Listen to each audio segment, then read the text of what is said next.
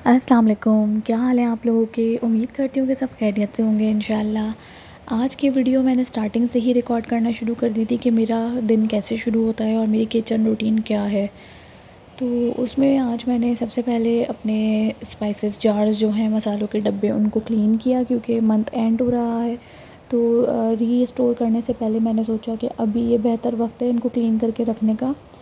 तो कुछ जार्स ऐसे जो मुझे वॉश करने थे तो मैंने वॉश कर दिए, और ये जार कुछ ऐसे थे जो सिर्फ इनको गीले वेट टॉवल से मैंने क्लीन कर दिया।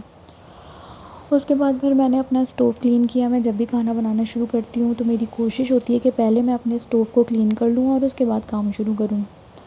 अच्छा, स्टोव क्लीन करने के लिए सबसे बेहतरीन रेमेडी है कि आप सोडा और विनेगर मिक्स करके डाल दें, तो ये फ़ौरन स्टेन रिमूव करता है।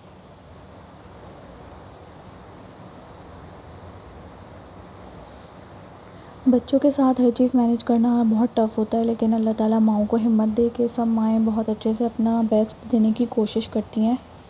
तो बस अल्लाह ताला हम सब माँओं को सलामत रखे और हमें और हिम्मत, ताकत, हौसला और सब्र बर्दाश्त अता करे। अच्छा, उसी के साथ फिर मैंने ये छोले वग़ैरह बॉयल किए थे। ये सेफ़ साइड के लिए मैं बॉयल करके रखती हूँ, अगर कोई सडन कोई गेस्ट आ जाएँ तो एटलीस्ट हमारे पास घर में कोई ऐसी चीज़ होनी चाहिए जो होममेड हम बना के सर्व कर सकें।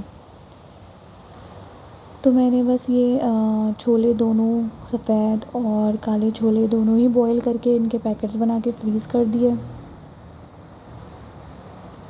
इससे काफ़ी सहूलत हो जाती है कि अगर मेहमान आए और अगर आप अपने हाथों से बनी हुई चीज़ रखें तो बहुत अच्छा लगता है।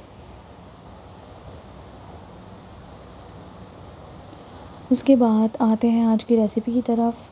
जब तक पैन मेरा गरम हो रहा है, मैंने सोचा चलो लगे हाथ ड्रॉ क्लीन कर दूँ।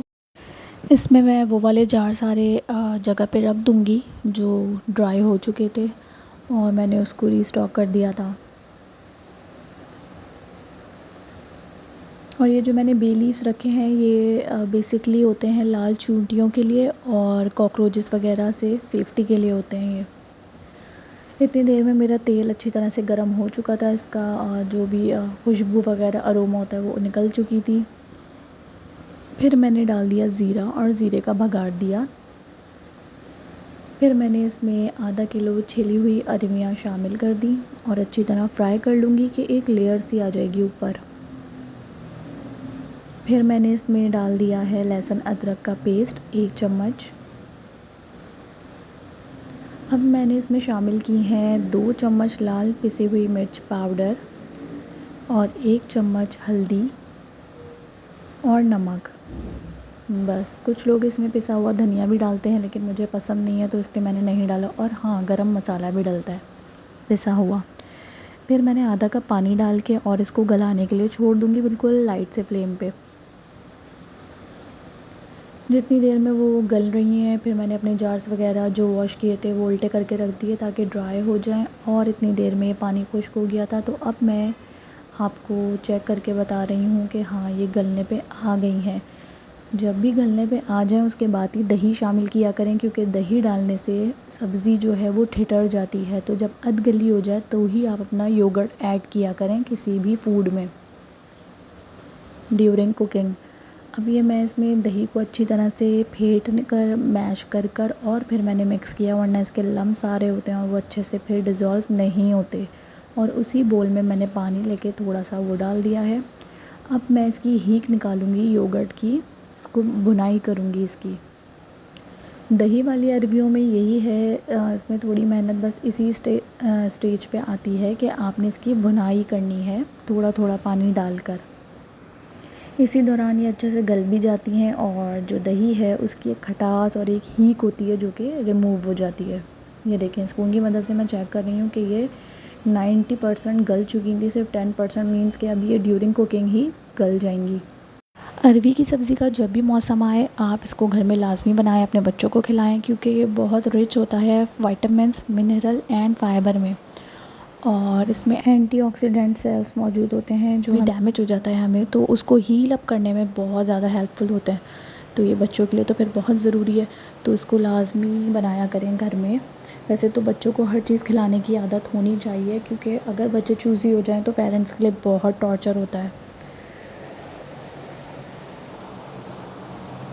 अब ये मैंने इसका सॉल्ट चेक किया है तो मुझे सॉल्ट थोड़ा कम लगा, तो मैंने इसमें सॉल्ट ऐड कर दिया है। और अब मैं इसको भुनाई इसमें बहुत मैटर करती है। अगर आपने अच्छे से दिल लगा के भुनाई कर ली ना तो ही ये मज़े की बनती हैं और खा ली जाती हैं आराम से, वरना इसका अपना कोई ख़ास फ्लेवर होता नहीं है, इसमें स्पाइसेस का ही फ्लेवर होता है। तो अगर आप भुनाई और स्पाइसेस सबको बैलेंस करके ऐड करेंगी तो यकीनन ये बहुत अच्छी बनेंगी। उसी के साथ मैं इसकी भुनाई कंप्लीट होने के बाद फिर इसमें मैं शामिल करूँगी थोड़ा सा पानी। जितना मुझे इसमें ग्रेवी रखना है, करी रखना है, उतना मैंने इसमें पानी शामिल किया।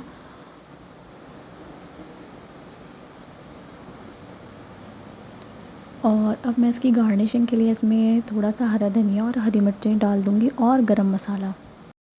फिर मैं इसको 10 मिनट दम पे छोड़ दूँगी और ये फिर बिल्कुल रेडी हो जाएगी और जो इसमें थोड़ा सा भी हार्डनेस होगी वो ख़त्म हो जाएगी। तो उम्मीद करती हूँ कि रेसिपी पसंद आई होगी। मिलते हैं फिर किसी और रेसिपी के साथ।